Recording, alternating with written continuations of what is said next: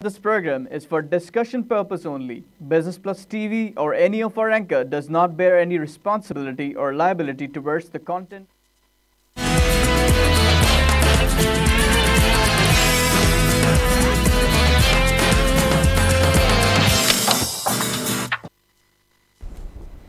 नाजरीन welcome to business today. मैं हूं अली नासिर। जिन मौज़ूआत के ऊपर नाजरीन हम रोज़ाना की बुनियादों पर गुफ्तगू करते हैं, बिज़नेस, इकनॉमिक्स, फाइनेंस, इसके अलावा बैनुल-अक़वामी और मुकामी मंडियाँ और उसके साथ साथ अखबारों की आम शाह सुर्खियों पर अपने मुख्तसर तज्ज़िये भी पेश करते हैं और दीगर सोशो इकनॉमिक और पॉलिटिको इकनॉमिक मामलात पर गुफ्तगू करते हैं। आज की गुफ्तगू का आगाज़ करते हैं, लेकिन उससे पहले बाज़ाब्ता तौर पर मैं तारुफ़ कराता चलूँ। आज के हमारे मेज़बान और मुआविन मेहमान और मेज़बान होंगे जनाब डॉक्टर शुजात मुबारक साहब। वेलकम करूँगा। बहुत शुक्रिया।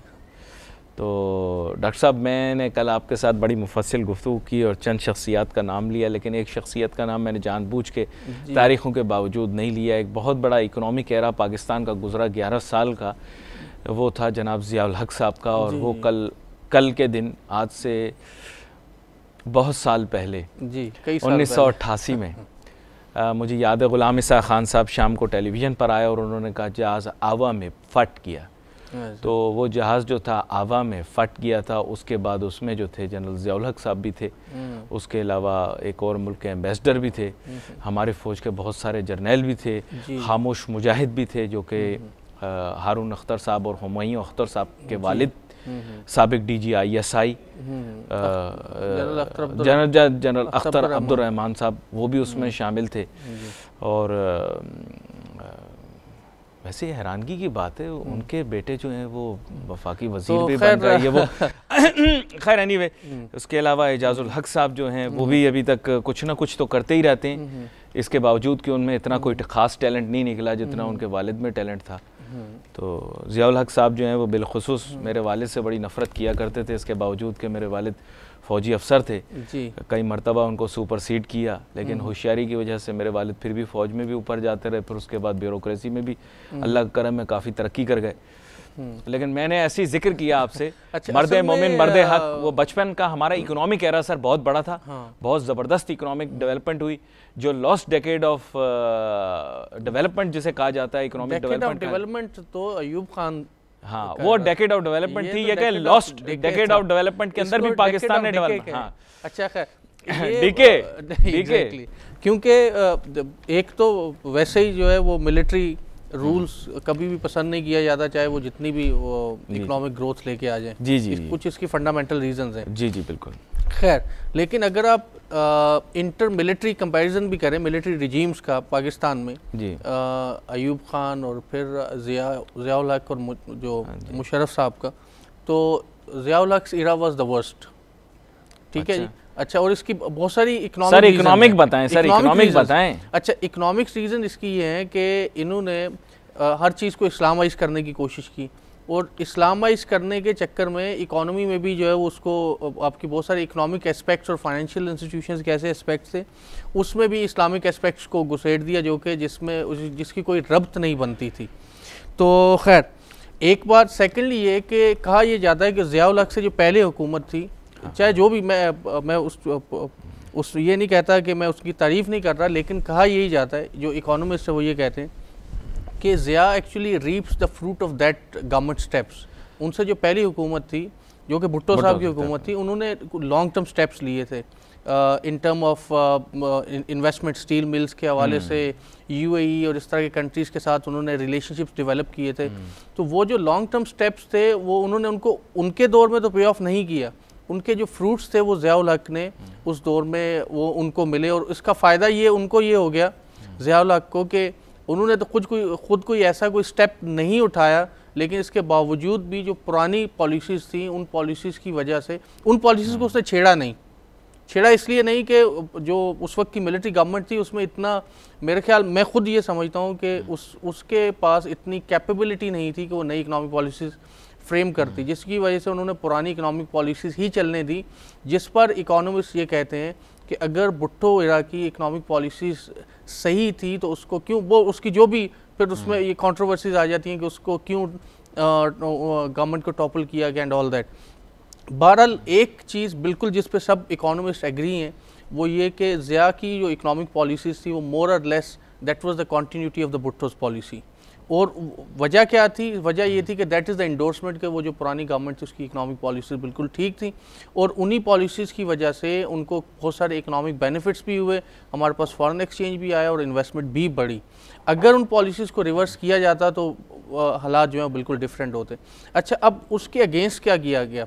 जो पहला एरा था उसमें पाकिस्तान आप देखें कि काफ़ी हद तक हमारी जो सोसाइटी है वो प्रोग्रेसिव एक डायरेक्शन की तरफ मूव कर रही थी।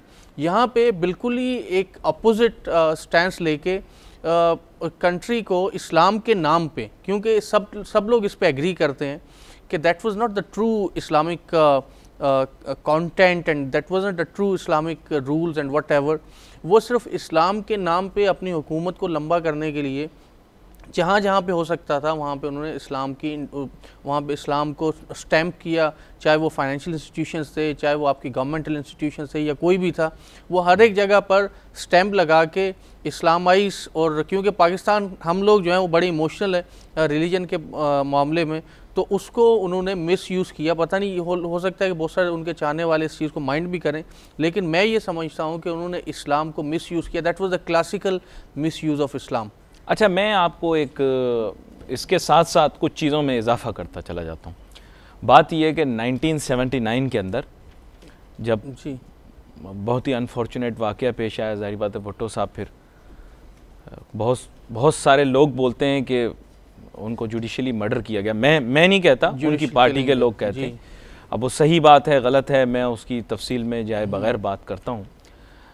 मैं यहाँ आपको बताता चलूँ कि असल में क्या हुआ कि अमेरिका ने बहुत नोटू दिया पाकिस्तान को जी। इसी एरा के अंदर क्या हुआ कि American policy for this region, अभी तो हमने इसका नाम रख दिया ना एफ पाक, जिसके माने ये हैं कि अफगानिस्तान पाकिस्तान। जी जी। पहले पाकिस्तान एक बहुत बड़ा की एलाई बन गया। बिल्कुल। और इस सिलसिले में चाहूँगा नाजरीन को कि चार्ली विल्सन्स वॉर एक बहुत बड़ी मोटी किताब है, फिल्म भी बनी है, बड़ी फेमस, बहुत ज़बरदस्त फिल्म है। उसके अंदर उन्होंने पूरी पाकिस्तान की हकीकत बता दी, पूरा ज़िया एरा की हकीकत बता दी कि किससे हथियार लिए गए और फिर किस तरह से जंग लड़ी गई। खैर, लेकिन यह कि नोटू अमेरिका ने दबा के दिया पाकिस्तान को जी।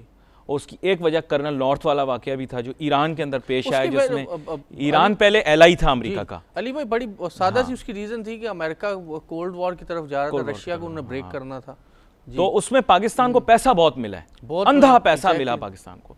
अच्छा, उसकी एक्सप्लॉयटेशन कुछ इस तरह से हुई कि उसके बाद फिर ड्रग स्मगलिंग जी टू यूरोपियन कंट्रीज़ खोली गई, जिसमें बहुत सारे बड़े बड़े बिजनेसमैन पाकिस्तान के बन गए होंगे मफरूज़े की बुनियाद पे, ऐसा सुना है मैंने। जब ड्रग स्मगलिंग खुली तो ख़ासतौर पे यूरोपियाई मंडियों के अंदर बहुत सारे लोगों ने कंटेनर का काम शुरू किया। ये बड़ा मशहूर था, बड़े बड़े इंडस्ट्रियलिस्ट को मौका मिल गया कि उन्होंने कंटेनर्स भेजे। बिल्कुल ऐसा सुना है मैंने। मैं फिर वही क्लियर कर रहा हूँ ताकि वो अपने सुना भी होगा, पढ़ा भी होगा, पढ़ा भी होगा, लेकिन पर जलेंगे या कहीं पे न्यूज़पेपर्स में। उससे पाकिस्तान में बहुत पैसा आया, क्योंकि ड्रग्स का कारोबार और कंस्ट्रक्शन के कारोबार में बहुत पैसा होता है। ऐसा मैंने सुना है, एक बहुत बड़े अंडरवर्ल्ड के आदमी ने कहा था ये बात।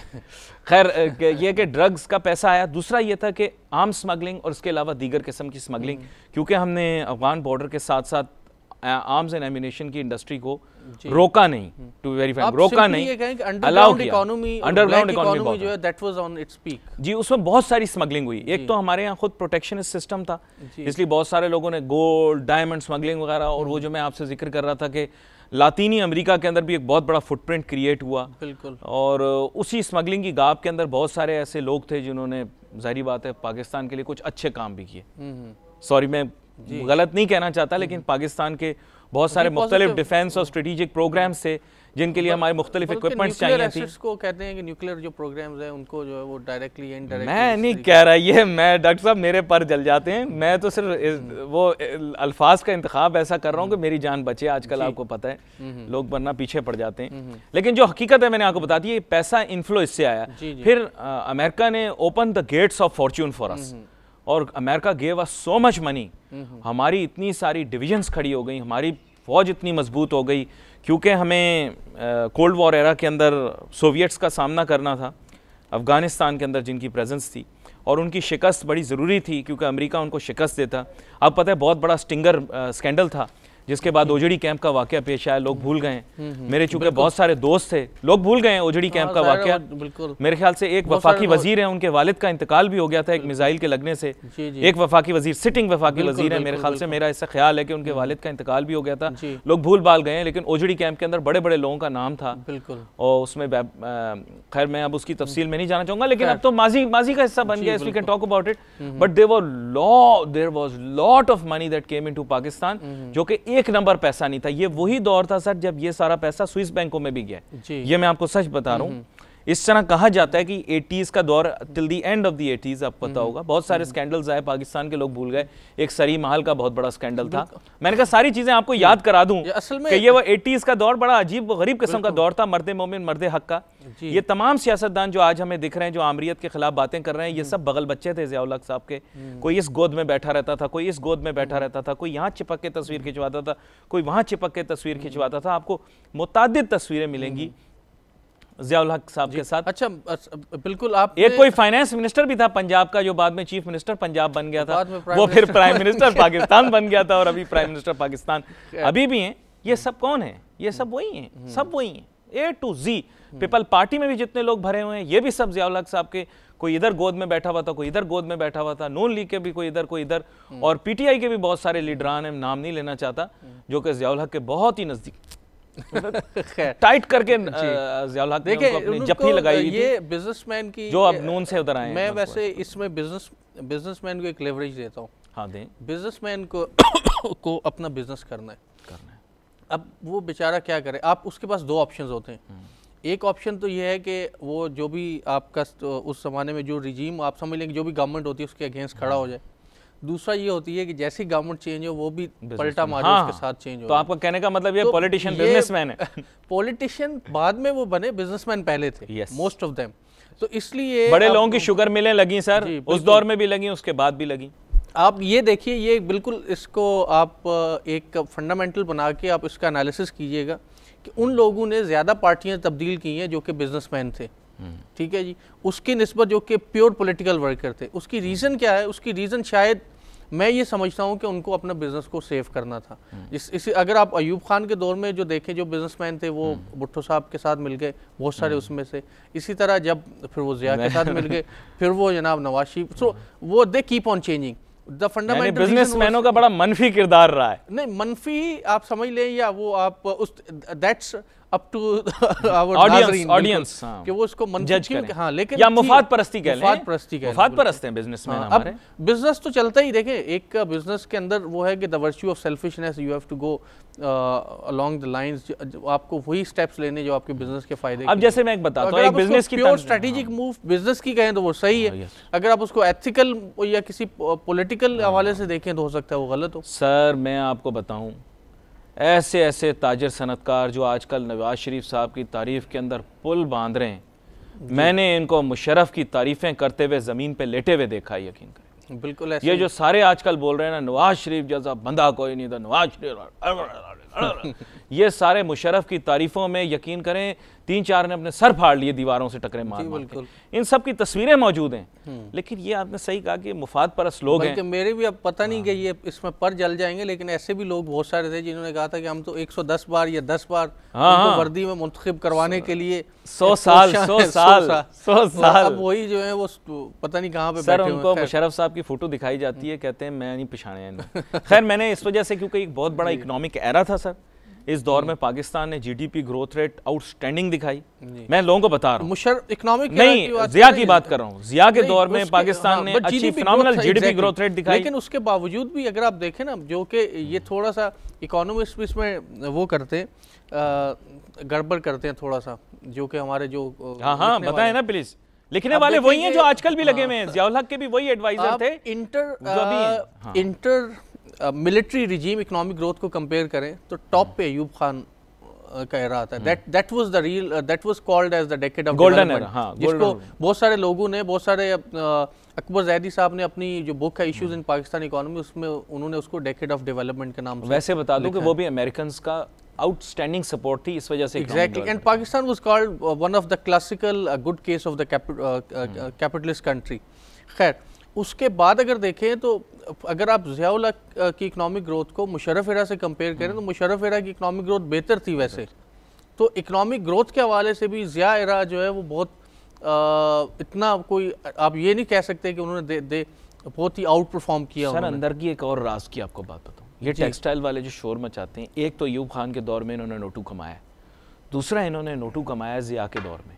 अच्छा, और इन्होंने जो नोटू कमाया है, सिर्फ टेक्सटाइल वालों ने नहीं, पूरे इंडस्ट्री वालों ने, इन्होंने जो नोटू कमाया था वो कमाया था इस तरह से कि उस ज़माने में बैंकों को शुतर बेमुहार कर दिया। जैसे आपने कहा ऊपर स्टैंप लगा दी, अंदर काम वही जारी रहा। सबसे ज़्यादा ये NDFC जैसे इदारे हो गए या और हो गए, बड़ी इन्वेस्टिगेशनें हुई, ये बैड लोन्स जो जनरेट हुए ना, जी NPLs, non performing loan, non performing loan आप उसे कह लें, या किकबैक कल्चर जो आ गया था, यानी बैंकरों को रिश्वत दे के लोन लेने का, वो ज़िया के दौर में बड़ा उसने परवान पकड़ा, परवान चढ़ा। ऐसा मैंने पढ़ा है, ऐसा मैंने सुना है जी। परवान चढ़ा इस वजह से क्योंकि ज़िया सबको खुश रखना चाहता था, सबके मुंह में उसने निवाला दे दिया था, ब्यूरोक्रेट को करप्शन से नहीं रोका उसने, लेजिटिमेट हिज मिलिट्री गवर्नमेंट।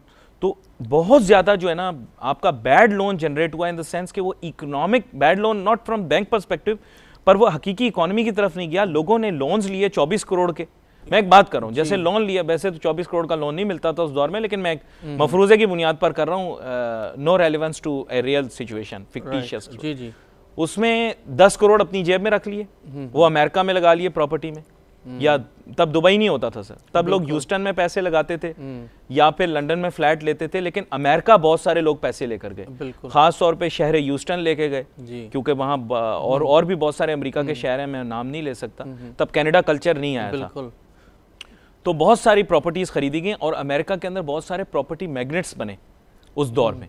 वो क्या करते थे, टेक्सटाइल मिल लगाते थे, मशीनरी नहीं दिखाते थे लेकिन पुरानी लेकर आते थे, उसका पैसा बैंकर को दे के, ऐसा मैंने सुना है, किकबैक।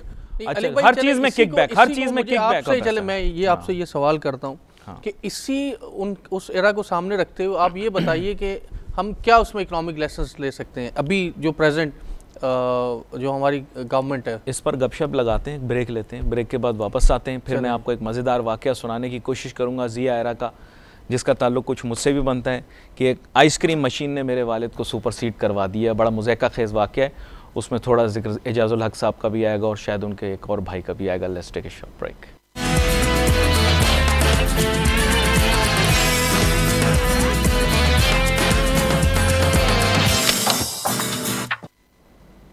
नाज़रीन, welcome back after the break.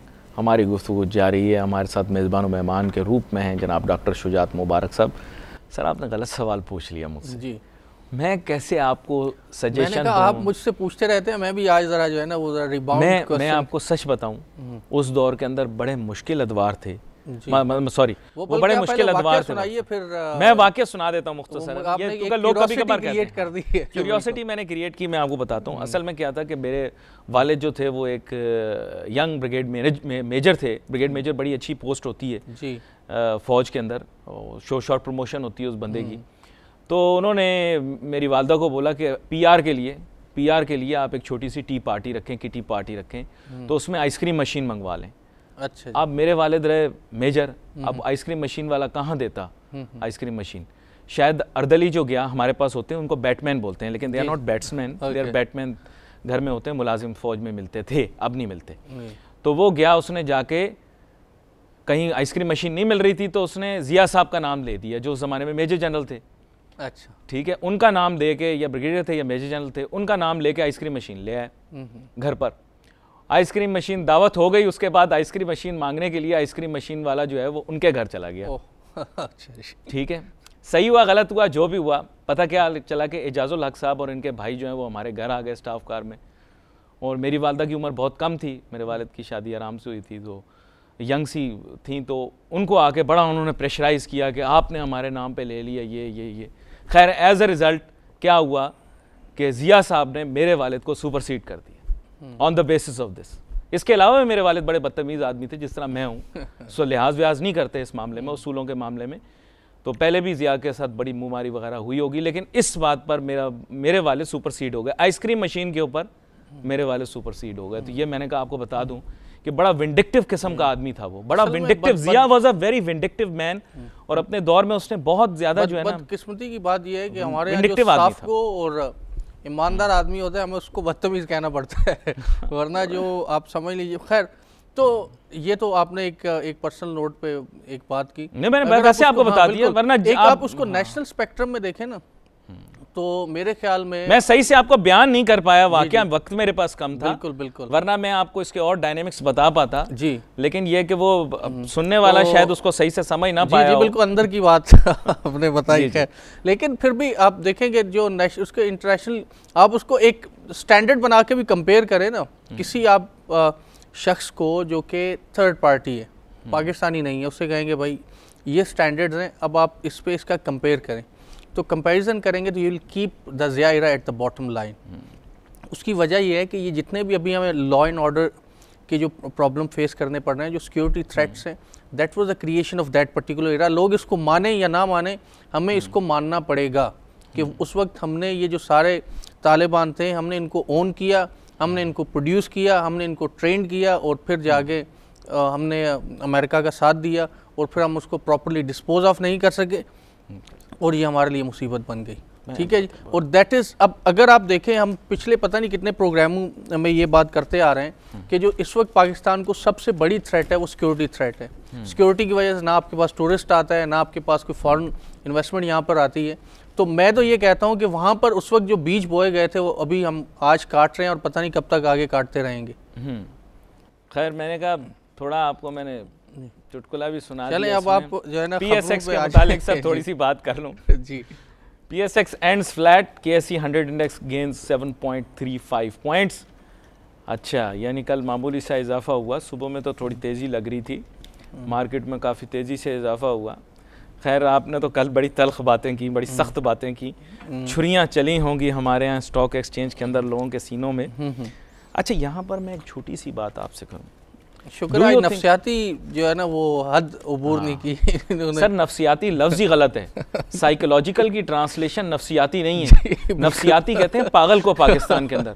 ये पता नहीं क्या उर्दू अंग्रेजी का जो मसला है ये तंग कर रहा है मुझे। हिस्सेस, आज सुबह में बैठा हुआ था, मैंने कहा डॉक्टर शुजात से पूछूंगा जी सर, हमने लफ्ज़ रख दिया, शेयर्स की ट्रांसलेशन कर दी हिस्सेस, जी जी, जबकि दरअसल ये शराकत दारी के अंदर या मालकाना हुकूक हैं ये, बिल्कुल, तो हमने उसको हिस्सेस कह दिया। हाँ। तो हमारी जो अंजुमन तरक्की उर्दू है उनसे हाथ जोड़ के मेरी गुजारिश है कि वो शायर जो कि इंतहाई ऐसे किस्म इस तरह की शायरी किया करते थे कि बच्चे वो सुन भी नहीं सकते, और मैट्रिक के अंदर आपने वो शायरी हमें पढ़ा दी कि जो कि PG-18 यानी पेरेंटल गाइडेंस के बगैर नहीं पढ़ी जा सकती, वो आपने हमें पढ़वाई।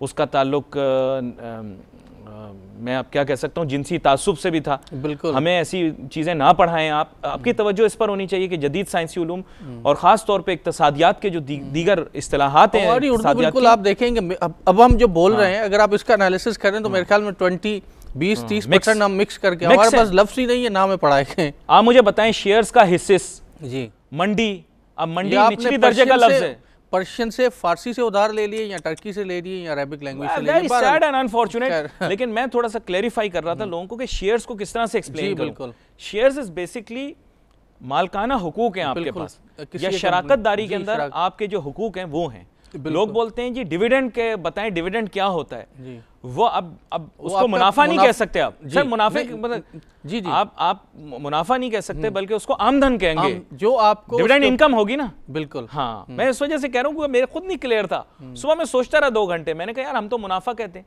वो बेसिकली आमदन का वो हिस्सा है जो तमाम शराकतदारों के दरमियान डिवाइड हो गया, बटता है। एक मैं बात कर रहा हूँ, तो वही अगर आप नफी भी कर सकते हैं अगर आप सोचें तो, क्योंकि उर्दू का लफ्ज़ है, कुछ पता नहीं सही है गलत। इसमें सिंपल ये है कि अगर जो एक बंदा है कंपनी का ओनर, इसलिए उसके पास ज़्यादा शेयर्स है, ज़्यादा उसकी शराकतदारी, अगर एक के पास 10% है तो उसकी उसमें कंपनी में इतनी से नहीं है अगर एज कम्पेयर टू उसके मुकाबले में जिसके पास उसके 60% 60% शेयर है। अच्छा, लोगों ने एक और सवाल भी पूछा, बोला प्रेफरेंस शेयर क्या होता है जी? शुजात साहब, पाकिस्तान के अंदर मैंने प्रेफरेंस शेयर नहीं देखा, पता नहीं आपकी कम कल्चर है, बहुत कम है कि अगर ये कंपनी अगर डाइवर्स्ट होती है, उसको कंपनी अगर ये समझ लीजिए जी उसका ऑपरेशन क्लोज होता है, तो ऐसी सूरत में जो प्रेफर्ड शेयर होल्डर्स होते हैं उनको सबसे पहले उनकी कोशिश की जाती है कि उनको एंटरटेन करें, और फिर आपके पास कॉमन शेयर होल्डर आते हैं। अच्छा, एक सवाल आया है हमारे पास सोशल मीडिया के, मैं पहले लिख लेता हूँ। रहीम रोज़ियानी साहब ने सवाल किया था। सवाल क्या, कमेंट किया था, उन्होंने ये बताया कि मैंने एक दफ़ा प्रोग्राम में जिक्र किया था कि पाकिस्तान के अंदर ऐसे 3 बिज़नेस हैं, 3 नहीं मैंने 2 का जिक्र किया था। एक मैंने कहा था बिज़नेस है तालीम का बिज़नेस, ये 1 बिज़नेस है एक्सीलेंट, दूसरा बिज़नेस है, बिज़नेस है जी। अच्छा और दूसरा शादी का बिज़नेस है जो कि बेहतरीन बिज़नेस है। शादी के अंदर आप जो काम करना चाहें, तो 3 ही 2 का जिक्र किया था, लेकिन तीसरा भी उन्होंने जिक्र किया है। लेकिन उन्होंने कहा स्कूल की फ़ीसें जो हैं बड़ी तेज़ी से बढ़ा दी गई हैं, जो कि एक बहुत बड़ा जुल्म है। इसके मुतालिक ज़रूर बात किया करें। मुझे पहले मुंतज़मीन ने भी कहा है चैनल के कि इस मौजू के ऊपर ज़रूर बात किया करें, स्कूल की फ़ीसों के ऊपर हम बहुत शोर मचाते हैं इस पर, लेकिन स्कूल की फ़ीसें बढ़ जाती हैं। स्कूल का सबसे बड़ा प्राइवेट स्कूल जो है, फिर again sorry to the relevant management of the private schools, इनकी एक ये भी शुतर बेमार जैसे कहते हैं ना, ये भी इसी तरह हो गए।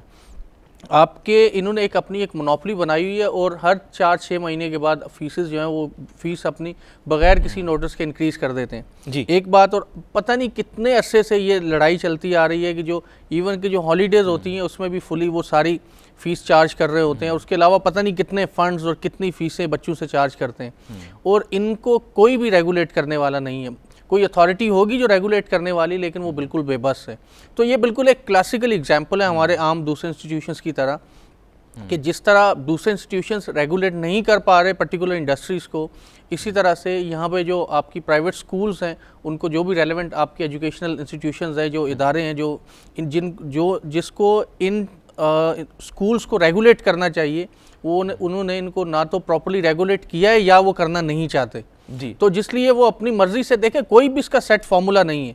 फिर अगेन ये शायद एक ग्रे एरिया आ जाए। अगर आप ये देखेंगे इनके एम्प्लॉयज़ की सैलरीज कितनी है, तो that would be very meagre salaries. आप जाके पूछ लीजिए, सर्वे कर लें। एक तरफ तो इतनी हैफ्टी फीस चार्ज कर रहे हैं, दूसरी तरफ आप वो सैलरीज बिल्कुल नहीं दे रहे। तो ये भी it's a kind of monopoly. मैं समझता हूँ कि यहाँ पे किसी ज़माने में मोनोपली कंट्रोल अथॉरिटी होती थी, जो कि बाद में कंपटीशन कमीशन ऑफ पाकिस्तान बन गया। लेकिन नज़र कहाँ पे वो, मेरे ख्याल में उस कंपटीशन कमीशन को तो मुझे खुद बड़े अरसे के बाद याद आया कि CCP नाम की भी कोई चीज़ पाकिस्तान में एग्जिस्ट करती है। सर, जब कोई मुतारिक आता है ना उनका सरबरा, तो शोर वोर मचता है थोड़ा अरसा। उसके बाद क्या होता है, ये है बिग मनी इंडस्ट्री है, इसमें FMCGs वगैरह। अब मैं आपको एक फ्रैंक बात बताऊँ, हमारे यहाँ आप चूँकि मलेशिया से आए हैं, यही ब्रांड जो पाकिस्तान में मिलते हैं FMCGs के, मल्टीनेशनल्स के, यही मलेशिया में मिलते हैं। उनका मेयार ही ज़बरदस्त है। टूथपेस्ट एक हमारा ऐसे लगता है रेत रगड़ा बंदा दांतों के ऊपर। मुझे सच, मैं आपको बता रहा हूँ, मुझे ऐसे लगता है मैं नमक रगड़ लूँ बेहतर है। और उससे एलर्जीज़ भी बहुत होती हैं जो यहाँ वाले हमारे। वही टूथपेस्ट मैं मलेशिया में यूज़ करता हूँ, क्या टेक्स्चर है। एक ज़माने में हम दूध बेचने निकले, ये बच्चा है ना जो कोरिया के गाने चुराता है, एक बच्चा है पाकिस्तान का, बड़ा मशहूर सिंगर है, कोरिया के गाने चुरा के पड़ोसी मुल्क में गाता है, और वही जश्न आज़ादी के ऊपर हमारे यहाँ कॉन्सर्ट होते हैं, उसमें वही गा देता है और हमारे लोग डिस्को डांस भी कर लेते हैं। कोरियन थोड़ी आती है, बच्चों को क्या जाता है कोई। तो वो बच्चे से उन्होंने गाना गवाया कि सारी दुनिया के हम गवाले बनेंगे, क्योंकि हम दुनिया का दूध बनाने वाला मुल्क है। तो वो दूध ये बेच ही नहीं सके, टर्की में बेचने की कोशिश की, उन्होंने दूध का म्यार देखा, उन्होंने कहा कि खेड़ रहा साढ़े ना, उधर लेकर गया, क्या नाम है अपना, मलेशिया, वहां नहीं बेच सके अपना दूध। उन्होंने बोला यार साढ़े ना खेड़ रहे हो। तो ये पूरे बोरे हम मुस्लिम दुनिया पे छा जाएंगे। वो दूध इनसे नहीं बिका, 5 साल लगे रहे। आपसे सऊदी अरब ने नहीं लिया। फिर अगेन वो आप देखेंगे आपकी जो वेजिटेबल्स हैं और जो बहुत सारी हमारी एक्सपोर्ट्स है, अगर सऊदी अरब थोड़ा सा बरादर इस्लामी मुल्क है ना, थोड़ा सा हमें फेवर कर दे तो बहुत सारी हमारी एक्सपोर्ट्स वहाँ पे जा सकती है। लेकिन वो इंडिया से सारी एक्सपोर्ट्स ले रहा होता है। हमने किया फेवर। रशियंस इस वक्त सीरिया के खिलाफ जो एयर रेड्स कर रहे हैं, ईरान से कर रहे हैं। एग्जैक्टली। और आप उम्मा उम्मा कर प्यारे, उम्मा उम्मा गुटड़ू गु, आपने पंगा भी वो ईरान के हमदान बेस मेरे ख्याल में वहां से वो उनके वो जो जेट है वो फ्लाई करके जाते हैं सीरिया में अटैक करने। आप तो कह रहे थे कि हम न्यूट्रल, बल्कि अमेरिका ने इस पे बड़ी तफ्तीश का इजहार भी किया है। तो हम तो मासूम बच्चे हैं ना, उन्होंने हमारा नाम दिया, हम कोलिशन फोर्स के अंदर, हमने कहा जी सानू तो पता ही कोई नहीं, साडा किन्ने नाम दे देता। इतना हमारा नाम खराब हुआ, यकीन करें। वो UAE का जो जब फॉरेन मिनिस्टर गरगाश था, वो बहुत उनका भी बड़ा बफर गए। वो उन्होंने पैसा मोदी को दे दिया, उन्होंने यकीन करें जिद में दिया मोदी को पैसा। They got upset. उन्होंने कहा यार हमसे $1.5 अरब तोहफा लेते हुए तुम्हें याद नहीं आया कि तुम। असल में ये मसला है ना, नेशनल इंटेग्रिटी नाम की भी कोई चीज होती है। हमारे पास तुम्हारे मुल्क में मसला हुआ, तुम हमारे मुल्क में आकर रहे इतने साल हैं, तुम पैलेस में रहे हमारे मुल्क के अंदर, तुम में मिले लगाई, और जब हमने तुमसे मदद मांगी तो तुमने कहा यार असी तो तनु नहीं पहुंचाने। तो फिर अरब नाराज हो गए ना जी। सर देखें, सबको नाराज कर दें या सबको खुश करने के चक्कर में आप you will never and up, आपको कुछ को खुश रखना पड़ेगा, कुछ अली भाई फॉरेन पॉलिसी नाम की भी कोई चीज़ होती है जो कि पाकिस्तान में फॉरेन पॉलिसी फुल टाइम बनाई ही नहीं जा रही। और फॉरेन पॉलिसी मैं पहले भी मैंने आप यहाँ पे प्रोग्राम में डिस्कस किया था, फॉरेन पॉलिसी ट्रेड पॉलिसी के साथ भी लिंक होती है। फॉरेन पॉलिसी आपकी जो दूसरे इन्वेस्टमेंट पॉलिसीज और इकोनॉमिक पॉलिसीज के साथ बिल्कुल लिंक्ड होती है। आप फॉरेन पॉलिसी में उस कंट्री को प्रेफर करते हैं जिसके साथ आपके इकोनॉमिक मुफाद, इकोनॉमिक बेनिफिट्स लिंक्ड हैं। एक कंट्री के साथ आपका कोई इकोनॉमिक बेनिफिट नहीं है तो उसके साथ जो वो दोस्ती की डोरें बढ़ाना या वो पिंगे बढ़ाना, उससे फायदा ही नहीं है, कोई फायदा नहीं है। मैं यही कहता हूं, ये फॉरेन पॉलिसी बिल्कुल एक आइसोलेटेड चल रही है, इकोनॉमिक पॉलिसी एक साइड पे चल रही है। अच्छा, आप नहीं गए यमन, आप नहीं गए यमन, आपने हूथी बागियों का जो है वो नहीं सामना किया, तो कौन सा कोई ईरान ने चाबहार नहीं बनाया? ईरान ने तो फिर भी चाबहार बना दिया। बिल्कुल देखें ना सर, बात ये है कि आप फायदा नुकसान तो देखो। मैं नहीं, मैं देखें सर, ईरान के बहुत सारे लोग हमारे प्रोग्राम देखते हैं। आप कभी कभार लोग कहते हैं यार कैसी दूर की फेंकी है, मैं को वो नहीं हूँ भाई मोटरसाइकिल लोन देने वाला। बहुत सारे लोग कराची में रहते थे ईरान के जो उर्दू बोलते थे, अब वो वापस जा चुके हैं अपने शहरों में, वापस तेहरान जा चुके हैं, या फिर वो शेयर करते हैं कराची के साथ में जर्नी, वो प्रोग्राम देखते हैं। जी। और एक ईरानियन तो हमारी और भी देखती हैं जो आपको खुद पता है, जिन्होंने डॉक्टरेट किया हुआ है। जी जी, उन्होंने खुद अपने मुंह से बोला है कि मैं आपका प्रोग्राम देखती हूँ, बोला ना, मैं आपके सामने ये बात बोली। तो ईरान के अंदर हमारे बहुत सारे व्यूअर्स हैं और ईरान के लोग अपनी हुकूमत से बहुत ज्यादा तंग हैं। जी बिल्कुल, ये मैं आपको बता रहा हूँ बात। जी जी, क्योंकि ईरान में बोसा देने के ऊपर आपने एक औरत को कैद कर दी है यार। हाँ, वो मतलब क्या ड्रामा बनाया हुआ है। अच्छा, तालिबान जो है वो विलन है क्योंकि वो इस अपना थियोक्रेटिक गवर्नमेंट है। जी जी, तो ईरान की गवर्नमेंट थियोक्रेटिक नहीं है, ईरान की गवर्नमेंट भी तो थियोक्रेटिक है यार। हाँ। उनकी थियोक्रेसी जो है वो जायज है और तालिबान की थियोक्रेसी जायज नहीं है। ये दोनों थियोक्रेटिक स्टेट्स हैं और दोनों जो हैं उनको अपने सिस्टम्स को अल्टर करना चाहिए in order to live in the modern world. Taliban तो हमने आउटकास्ट कर दिया। आप यार ईरान से बात तो करो, तुमने क्या किया हुआ है यार। देखें दोनों तरफ, खैर ये तो दोनों तरफ जो है ना, जो भी एक्सट्रीम्स होंगी, चाहे वो जो भी एस्पेक्ट है उसका, वो गलत है। अब उन वहाँ पे ज़बरदस्ती स्कार्फ पहनने पे और बहुत सारी खैर वो चीज़ें हैं। तो ये तो एक बड़ी फंडामेंटल एक प्रिंसिपल है कि एक्सट्रीमिज्म इज ऑफ कोर्स कि किसी भी, चाहे आप लिबरली एक्सट्रीम हो, चाहे आप रिलीजियस किसी भी हवाले से, एक्सट्रीमिज्म एक्सेप्टेबल नहीं है। मियाना रवि, आप एक मॉडरेट फलसफाए मोहब्बत, दुनिया के जितने भी डेवलप्ड कंट्री जो हैं वो इसको अडॉप्ट करते हैं। यस ऑफ कोर्स, मतलब बहुत सारे नाजरीन हमारे इसमें अपसेट भी हो जाते हैं और मैं उनको यही बताता हूँ, आप पहले पाकिस्तानी हो, ईरान से आपका राब्ता बाद में। हमारे मुल्क के अंदर हम सब लोगों को एक बनकर रहना है। हमारा एक बड़ा ही खूबसूरत मुल्क है, गुलदस्ता है, जिसमें हर फ़िरके, हर नस्ल, हर, मैं आपको कहूँगा हर बैकग्राउंड, हर कौमियत का शख्स आबाद है, हर ज़ुबान बोलने वाला आबाद है। हमें एक बन के रहना है, हमें दूसरे मालिक के बारे में नहीं सोचना, हमें अपने मुल्क के बारे में सोचना है। हमारी अपनी एक तहजीब है, अपना एक तमद्दुन है। बहुत सारे लोग नाराज़ हो जाते हैं। मैं सिफारतकारों से मिलता हूँ, बात करता हूँ, ऐसी बात नहीं है। मैंने कहा थोड़ा सा मैं क्लैरिफाई कर दूँ। जी, तनकीद हर हुकूमत पर की जा सकती है, जैसे वो हमारी हुकूमत पर तनकीद करते हैं ऐसे हम उनकी हुकूमत पर तनकीद कर सकते हैं। इस वजह से बोल रहा हूँ क्योंकि साफियों के अंदर सर बहुत सारे लोग जो हैं वो तेहरान के लिए काम करते हैं। जी बिल्कुल, इसलिए बोल रहा हूँ। वो फिर मेरे खिलाफ महाज खोल देते हैं। जी, वो मेरे खिलाफ महाज खोल देते हैं क्योंकि जाहिर बात है उनको पैसे मिलते रहे काफ़ी सालों से। वो तेहरान से भी पैसे लेते हैं, कुछ जो है वो दिल्ली से पैसे लेते हैं, मुख्तलिफ साफी। अच्छा अली भाई, इसमें मैं एक खत्म हो गया हमारे पास, नाज़रीन को ये चंद सेकंड दे सकता हूँ। सिर्फ ये हमारी जो भी चीज़ें, ये हमारी एक समझ ले कि एक कंपैरिजन होता है, इसके बेसिस पे रिजल्ट आपने निकालना है। आप ये देखेंगे कि हकीकत क्या है। हम आपके लिए बिल्कुल ओपन छोड़ देते हैं मौजू, हम बहस उसको ज़ेरे बहस लेके आते हैं और बिल्कुल नाज़रीन के लिए ओपन छोड़ देते हैं कि नतीजा आपने निकालना है। हाँ, तो आप लोगों का बहुत शुक्रिया कि आप लोगों ने प्रोग्राम देखा, आपकी मोहब्बत का बहुत शुक्रिया। और ज़िया मेरे वालिद को सुपरसीड कर तो दिया, लेकिन मेरे वालिद तरक्की करते रहे और अल्लाह का करम है कि मुनासिब ओहदे के ऊपर फिर फ़ौज से रिटायर हुए और किसी और इदारे को ज्वाइन किया। यहाँ पर मैं बता दूँ तो लोगों को वजाहत हो जाए थोड़ी सी, लोग सवालात भेज रहे थे, मैंने कहा क्लियर कर दूँ। यहाँ पर प्रोग्राम का वक्त ख़त्म हुआ चाहता है। सोशल मीडिया पर हम बहुत ज़्यादा मुतहरिक, आपके पैगामात के मुंतज़िर, अली नासिर भी और बिज़नेस प्लस भी और डॉक्टर शुजात मुबारक भी। आप जितने पैगामात भेजने हो प्रोग्राम से पहले भेज दिया करें ताकि हम सवालात को प्रोग्राम में डिस्कस कर सकें। नाज़ फातिमा साहिबा, आपका बहुत शुक्रिया, आपका पैगाम हमें मिल गया। यहाँ पर हमें इजाज़त दीजिए, अल्लाह हाफ़िज़।